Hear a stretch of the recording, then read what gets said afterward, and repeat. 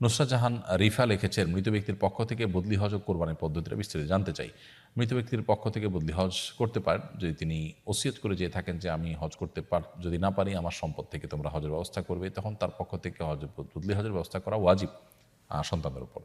আর যদি তিনি সেটা না করে যান, এমনিতেই সন্তানরা সব প্রণোদিত হয়ে তার পক্ষ থেকে হজ বা সন্তান বা আত্মীয়স্বজন কেউ স্বপ্রণোদিত হয়ে যদি তার পক্ষ থেকে বদলি হজের ব্যবস্থা করেন সেটা করতে পারেন।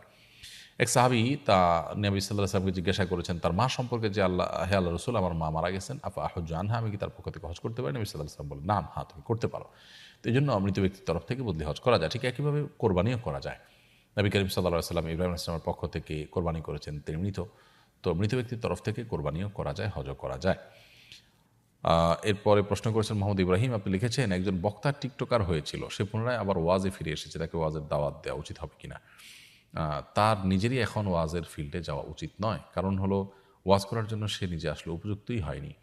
আমাদের দুর্ভাগ্য যে আমরা অনেকেই নিজেরা পাকার আগে মাইকের সামনে চলে আসছি এবং আগে থেকেই আমরা ওয়াজ মাহফিলে কথা বলার জন্য মরিয়া হয়ে থাকছি। যারা তরুণ উদীয়মান তারা ওয়াজ হোক, নসিহত হোক, দাওয়াতি ফিল্ড হোক, এগুলোতে কাজ করার আগে তাদের শেখা উচিত।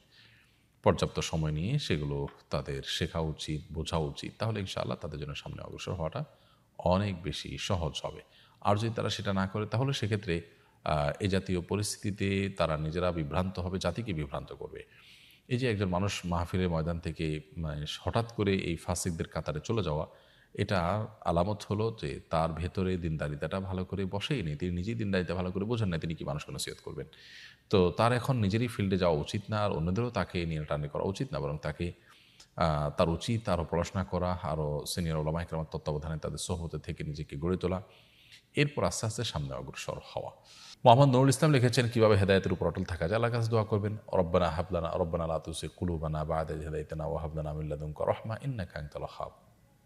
আল্লাহ, একবার হেদায়েত দেওয়ার পর আপনি আমার অন্তরকে আর বক্র করে দিবেন না, অটল রাখবেন হয়তো হেদায়েতের উপরে, আপনি দানশীল।